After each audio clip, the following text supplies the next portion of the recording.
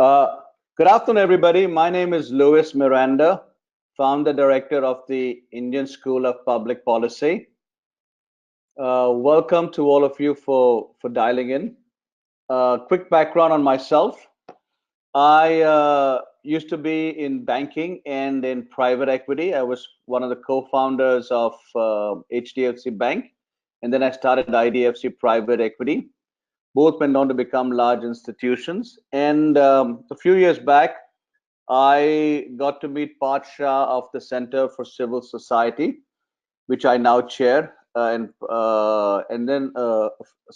Sometime back, we decided that let's start the Indian School of Public Policy as a way to increase the work that we've been doing through our CCS Academy. Today, I spend a lot of my time on nonprofits, and I'm also the senior advisor to Morgan Stanley Infrastructure, and I chair a health insurance company, Cigna TTK. Before we get started on talking about job opportunities in this space, let me tell you a bit about the Indian School of Public Policy. So we have a one-year master's program in public policy. It's the first one in India. We've We've got world-class faculty involved, and I'm going to share some of the names of our academic advisory council.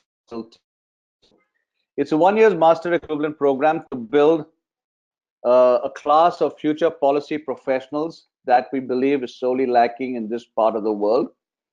We're the first policy program with a focus on design and management of policy. We have extensive collaborations with industry and the government, and that we believe is important for two reasons. One, it helps us design a curriculum that makes sense for potential employers. And two, it helps us also understand what employers need and therefore make sure that our program, which we have, is developed properly. On our academic council, advisory council, the members include Dr. Vijay Kelkar, who was the chairperson of the 13th Finance Commission. I've known him for a long time. He used to be my chairman at IDFC Private Equity. We have Shekhar Shah, the Director General of the Central the CPIR. Dr. Subhashish Gangopadhyay is the dean, the founder dean of the Indian School of Public Policy. And we've also got on board a lot of faculty members from some of the leading global schools and Indian schools who are on our academic advisory council. These include Michael Greenstone, who's the Milton Friedman Professor in Economics at the University of Chicago, Alex Stabrook at George Mason University, Arvind Panagria from Columbia, who also was till recently the vice chairman of Niti Aayog. We have Bhaskar Chakravarti, the dean of global business at the Fletcher School. And we have people like Razin Sali, also of the Lee Kuan Yew School. So quickly about the program structure, it's a one-year full-time program with regular classes and coursework. We will have 8 terms of 6 weeks each. It will be lecture courses plus workshops plus policy exercises each term. And there will be 18 lecture courses of 20 hours each, totaling come to there for 360 hours.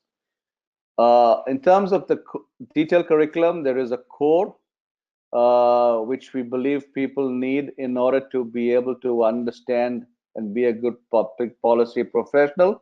And this includes understanding statistics and mathematics, critical thinking and reasoning, markets for development, and games strategy. Then we have a foundation, then we have the themes, and we have skill sets. One of the things that we've been doing a lot over time is being also engaging with public policy professionals and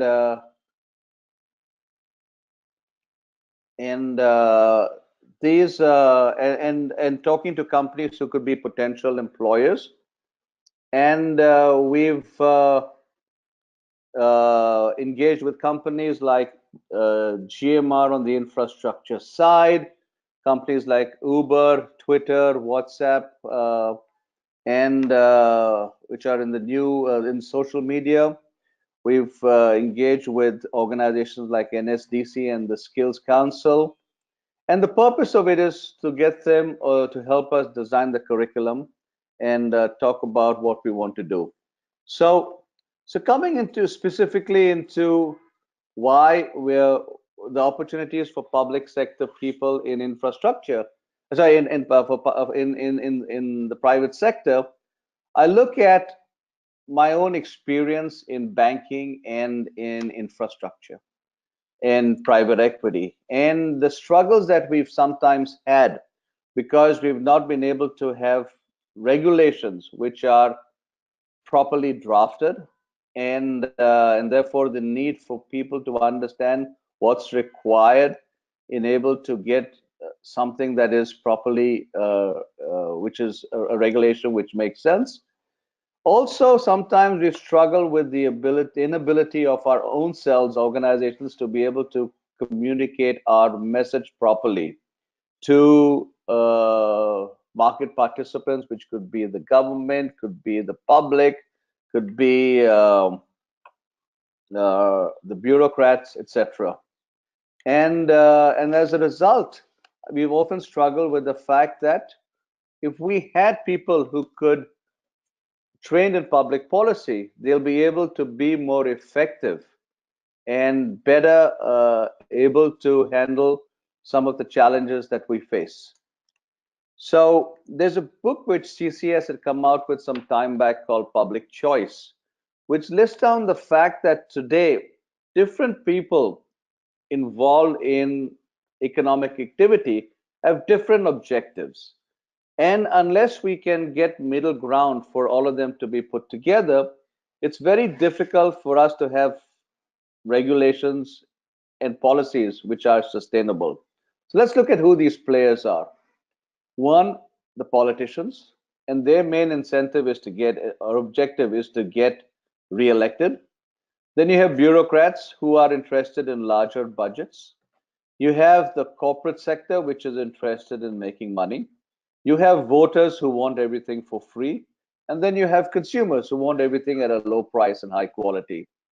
So when you look at all these players who are struggling with their with these various sort of conflicts of getting re-elected, larger budgets, products for free, making profit, how do you sort of ensure that we are able to come up with a policy that makes sense for everybody?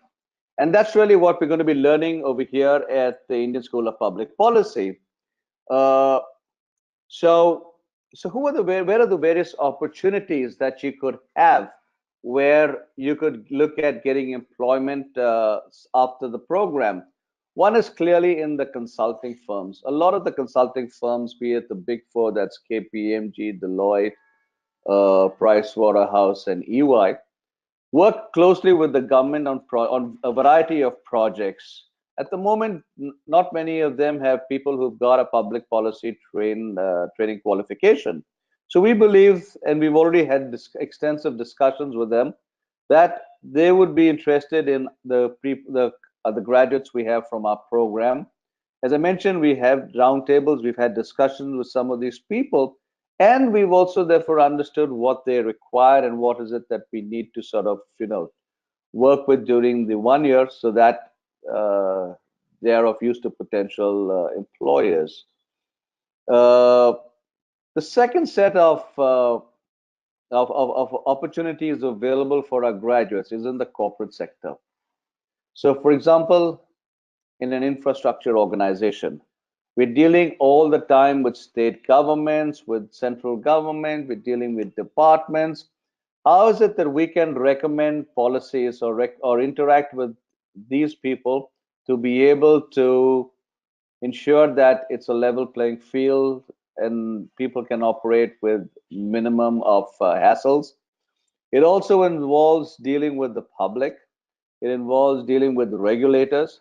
And it's not just in infrastructure, it's in banking, it's in private equity, it's in manufacturing. And we're also seeing a lot of large organizations, some of the largest industrial groups in the country, where they've employed professionals, public policy professionals, to come in and work over there. Uh, we've also seen think tanks and non NGOs employ people from the public policy area, and and also today there's a large number of people who are political advisors to politicians and political parties who are looking at people from our background. The government themselves, a lot of the government entities like Niti Aayog and NSDC employ people on contracts, and those people are looking for people who have been trained in public policy to be able to do so. When you look at some of the work that we're doing and the areas that we're sort of focusing on, uh, we've uh, we've got sort of broadly five themes that we believe that we're going to focus on in some more strength. One is environment policy, because it's as we businesses realize, it's extremely important to handle ESG requirements and make businesses that are sustainable for the environment given the climate change challenges. Health policy is another sort of area which we believe is extremely important. And the third is urban policy. We're seeing urbanization grow in India, and that's been a challenge because we've not really had a lot of urban policy that's done properly. And therefore, the need to understand challenges in urban policy is extremely important. And India actually has a much larger set of our population in urban areas than rural. It's more to do with the definitional issue of how we call that. The fourth area is education policy, given the role of the importance of education and the fact that at various people around involved in this, including CSTS, have got a lot of experience on the education field. And finally, it's technology policy, which is going to be a larger part of what we're doing today. We will also talk about some of the foundations of what we need to sort of, people in public policy need to know, which includes the economic of public policy analysis, laws and policies of modern India, regulations, how public administration works. So that's some of the things that we sort of strongly believe are opportunities for graduates from our program. When I look at some of the people who graduated from public policy programs globally, they've included people who, like some of you who may have been participants of or fellows at Teach for India. The founder of Teach for America, which sort of kicked off this whole process, Wendy Kopp, is a public policy alum. Similarly, the president of Peru, Ralph Nader, for example, who was this big uh, activist in the US, was also a public policy. Today, you read about people like Ted Cruz, the US senator, also studied public policy.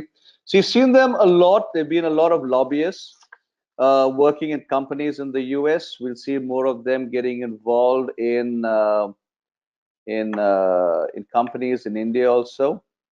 And I hope that gives you a proper introduction as to what some of the opportunities that you could have in terms of building up a career in public policy. Some of the people, I mentioned some of the names earlier, but I'll reiterate it, who are already engaged with us to help us develop our program. They include people like GMR, EY, Pricewaterhouse, uh, KPMG, Deloitte, Uber, the Institute of Economic Growth, the Manipal Group, and well as Skill India. I think I'll now open it now for questions so that some of you could ask and check, and get a chance to ask me questions about opportunities or any of the questions you may have on the program. So it's your turn now. So one of the questions which has already come up with is about the fact that this certificate program will not be valid as a master's degree, and how will it help you in pursuing future studies? Uh, we're working on that for two purposes. First of all, as a qualification to work, it is valid. It is qualifiable, and some of the companies we've talked to already are doing it. We will be engaging with academic institutions to make it also a program that will help you sort of further study in if you want to go further in academics. A question asked is, how worth is a 1 year degree? It's not so much. The world's moving today from a situation where people are saying, okay, I want to get a stamp of a degree, as opposed to saying, what has the person learned over here? And we've seen a lot of programs in India and overseas, which are not necessarily a 2 year or a master's program, but which enable you to have the skill sets that are required for by potential employers. So it's not so much as is it a 1 year degree or is it sort of a master's qualification, but does it teach me the skill sets to be able to take to sort of leverage of what's available over there from an employer? Another question is, how is it different from other public policies schools in India? I think because we've been able to maintain that academic freedom, which is important for us as people in the public policy framework, which is one of the reasons why we've also not aligned ourselves to a university today to be able to give a sort of a university qualification. But it's, I think, the applicability of what we do engaging with potential employers, which makes it an interesting proposition for students in our program to get an experience that we believe is more market related and helps you prepare for the real world outside. The second thing I think is also the quality of our faculty. We're spending a lot of time on making sure that we get the best faculty in India and overseas, and uh, and that's something which we sort of will focus on as we get really a great academic set of faculty. Another question is to do with salaries, and that's always been the question. And in fact, when we talked about public policy programs a few years back, we didn't start at that time because we felt that India still wasn't ready for graduates of a public policy program. And over the last couple of years, we've seen that grow significantly. So I'll give you some ideas of what salaries you can expect.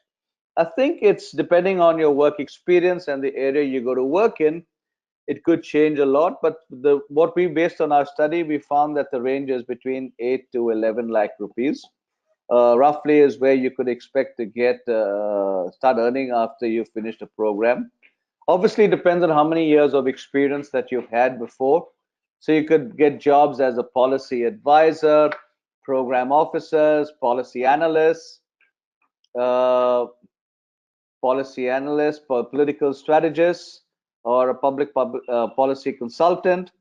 And if you're a fresher with no work experience, you'll possibly end up with a salary of between 7 to 9 lakhs a year.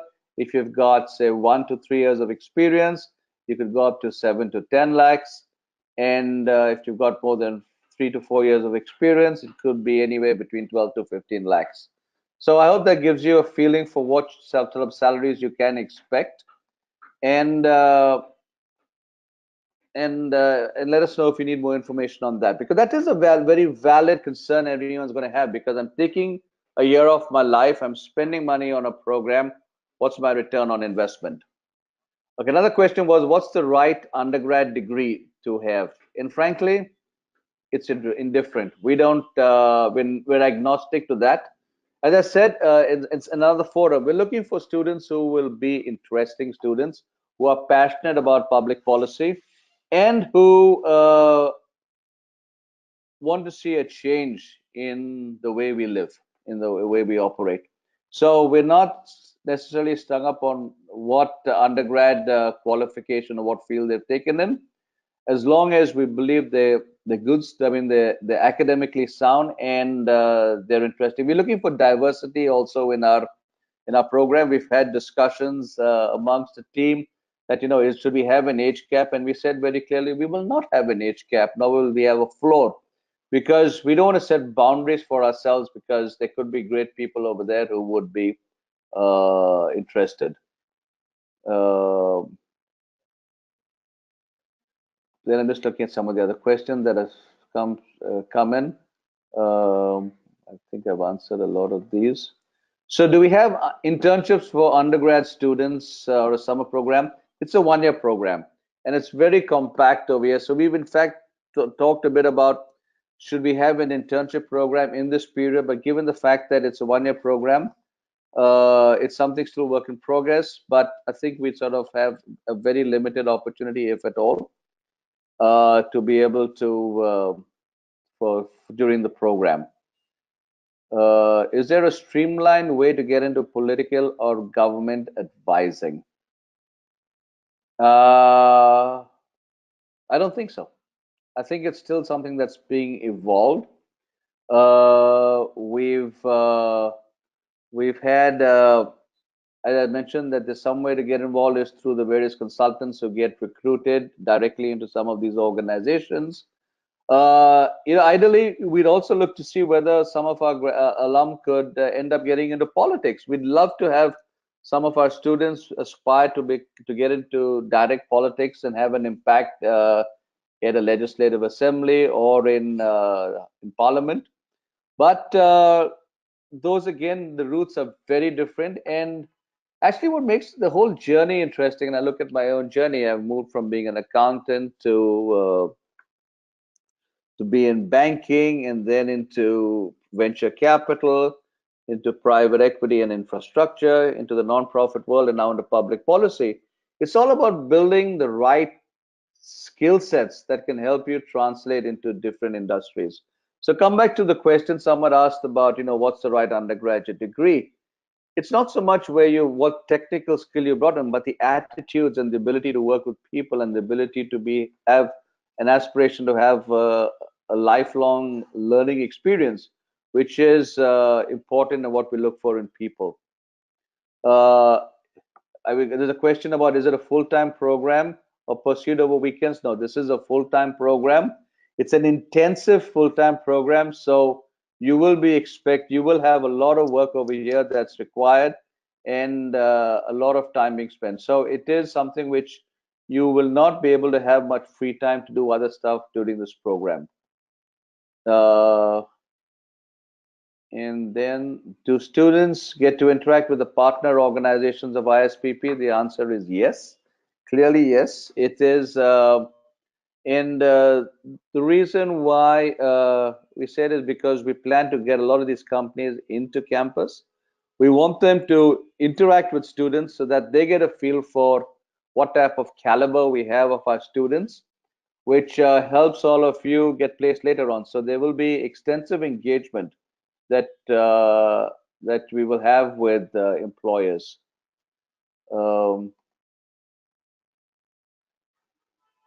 Will such a degree be valuable for tier one strategy consulting firms? The honest answer is this is work in progress. We are in discussion with some of them. With some of these, we've already, as I mentioned, got them on board as partners, which are the big four. And with the others, we are in conversations with. Okay, the course fee is 7 lakhs, and we have limited scholarships. We believe that about 20% of our class will have scholarships, but it's a combination of need and merit-based scholarships. Can you emphasize on the role of public policy professionals in the government sector? We're going to see a lot more of that. And if you look at the US, which is one example, or you look at Europe, or you look at Singapore, a lot of people who work in government are people who studied in public policy. Over there, you see the largest opportunities in the public sector, in the government, and and you will continue to see that over here in India also. Uh, Private companies. Um, so what's the question is, what is the demand for public policy professionals in the private sector in India? And the quick answer is a lot, based on the conversations we've had and the needs of some of these companies. Uh, so there's a question, I've done business in the farming sector. Will this add any value? And the quick answer is yes. As I mentioned earlier, we're agnostic to which areas people have come from. And I think that brings in diversity to the class. It brings in a different aspects into discussions in the class. So just because, I think, and the experience in farming, because the rural sector is so important for India, and a lot of people don't necessarily have the experience of interacting with someone from there. You will have that is actually, if nothing else at all, the quick answer will be actually be a positive, because you're going to be different from a lot of other people who are applying to the school. Uh, what financial assistance do we have if a student is not able to afford it? Uh, right to the team, right to the school. We are. I mean, our commitment is that someone should not join us because they don't have the funds. So that's something which we definitely would like to support. But be in touch with the office, with the admissions people, because they'll be able to advise you on that. Okay. Uh, we've talked about jobs. Okay, there's a question. Any plans to be a feeder institution for public policy masters program? Uh, the quick answer is no, not at the moment. If we believe that is a need to do so, we will be working with them. And as you know, that as I mentioned, that some of the leading public policy schools worldwide have faculty from them on our academic advisory council. So that's something which we're also working with to see how we can, with this program, help them get into some of those programs later on in case they want to do so. How one of the questions is, how can I hone myself to ensure a seat? I think it's well, you have what you have. I mean, applications are open now, and it's not that you can do much to change what you've already done. But what I would suggest is really being honest about your ability. Talk to us about why you really want a career in public policy, and and be honest in your application. This is something which is open, which is an advice I give everybody who's applying for whatever program anywhere. Is just be honest about it. Don't lie. You've obviously got to market yourself, so that for you've got to sort of obviously talk a lot about why you're an ideal candidate to be taken in, and spend some time actually reflecting on what are your skill sets, what is it that you put into the application, as opposed to doing that in a hurry. Spend time on your applications to make sure that the way you communicate it makes sense for your application process. Is an MBA a sensible option for this course? Yes. I've had friends of mine who have there's one classmate of mine when I was at the University of Chicago who finished with an MBA and then went to the Kennedy School for a master's program in public policy. He then joined a company in Washington D.C. as a lobbyist over there. Worked with them for a few years, and then he went back to join the Marines because that's where he originally came from, and he realized that he really missed being in the U.S. Marines and went back over there. I've had people who studied public policy and later on have gone and done an MBA. And if you look at it, it's one of the challenges people who have gone to business school is that they don't understand how governments work. And that's something which you will learn through a public policy program. So I would see it as actually an advantage if you want to do an MBA to come and do a program like at ISPP, which is a 1 year program. We've also kept it to a 1 year program, amongst other reasons, because it's a tough, a very intense engagement. but it gives you a chance to sort of then move on to something else if you want to study further. Okay. Can we get a government job after completing this program? The quick answer is yes. We are in talks with various arms of the government also about how this qualifies as a qualification, and we've already had extensive discussions with some of the secretaries in the government about what we do. Question about can I work in think tanks? Yes. Organizations, think tanks like this, like CCS, CPR, CPIR, Gateway House, are all looking for people who've got public policy education and to get working over there. Will I need to leave my job to do this program? Yes.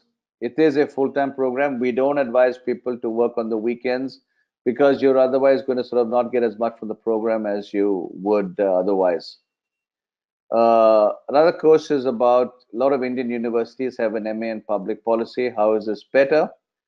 And I don't want to talk about what other schools have, but we just believe that we're sort of more focused on making it a work-ready program for students, and that's where a lot of our focus is on. Uh, will we have job placements at the end of the program? Yes, we will have job placements. That's as per the plan that we have now. We will have a team. We already have a team in place which is working with industry partners who will both come and get involved in the curriculum, talk to our students about opportunities, understand what our students' capability is, and also be potential employers because they've been interacting with us for so long. So that clearly will be a role that we believe is important. So if you look at how is it that we can build a great program, it's simply three parts to it. One, make sure we get fabulous students in. So that's the first part. The second is when they're with us for a year, can we create an experience for them, which is something they wouldn't get elsewhere. So it's to do with the curriculum design and the faculty that we have. And that's the second thing that we're focused on. And the third is to make sure that they get great jobs, because at the end of the day, it's what happens to you after your 1 year over here, which is also important to create the value in what we do. And so yes, we are very focused on that, and that's something which I personally am looking at because I believe that the linkages with the corporate world is so critical to the success that we bring to the table. Uh, I love this question, which I just got. Can this course be seen as a way to shape ourselves and learn? The answer is yes. Uh, and I like that question specifically because whoever sent it is not concerned necessarily looking at this as picking up a skill set or a vocational skill set, but opening up mind. And this is clearly something that is important and something that will actually help you have a better vision of what's happening out in the world and also help shape you. It gives you also a 1 year window to figure out is this something or how would you like to use this training for something which you want to do in the future.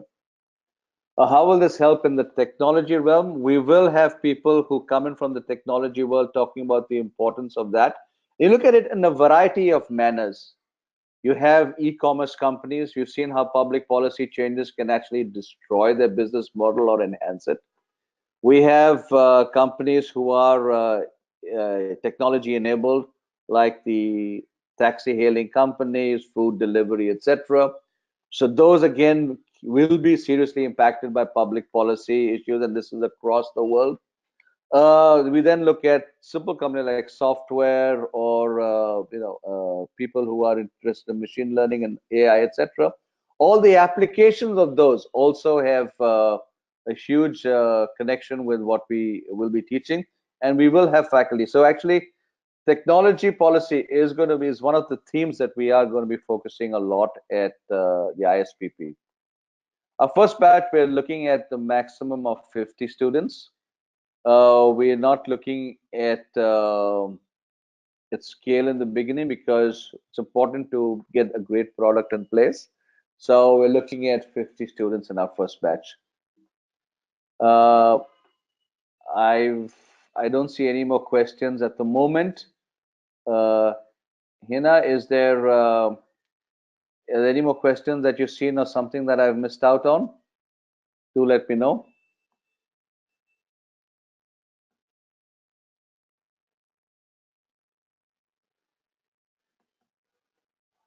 Okay, there are a couple more questions.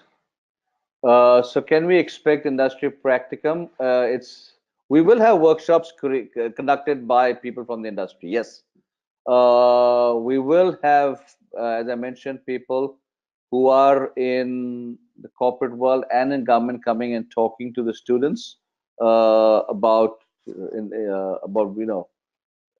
what it's like working in those organizations. Um,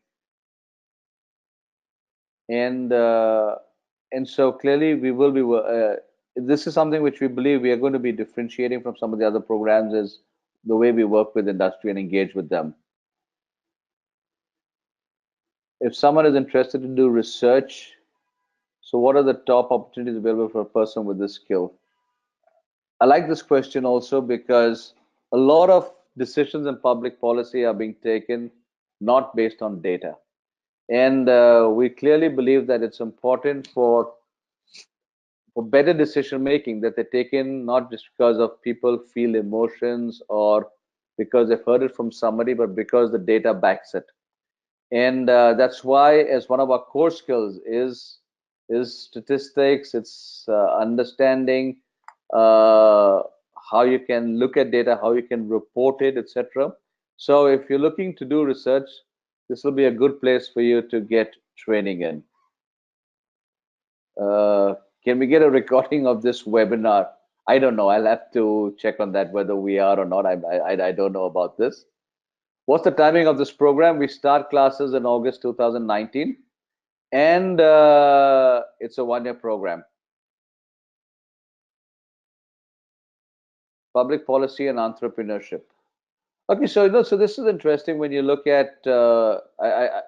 This person's asked for three states, and I'm intrigued by the selection of these three states: Karnataka, Telangana, and Haryana. Uh, I'm not sure what the connection between these traits are, but as an entrepreneur, you sometimes struggle when laws change. You don't have a lot of money to be able to afford to sort of handle some of these changes. Sometimes you get crazy bits of legislation like the angel tax, which sort of inhibits the ability to raise capital. So for public policy and entrepreneurs, clearly they're very tied together. And we've so far not looked at something specifically tied up to entrepreneurship. But a lot of the work that we do will have applications or implications on what you'd like to do. What's the mindset of students you are searching for? Uh, we want them to be inquisitive. We want them to be passionate. We want them to be able to work hard. And I think it's just open-mindedness, which is important. And that's the best way for you to get the most out of any program you do, but not just in public policy, in whatever field. It's important to have an open mind. It's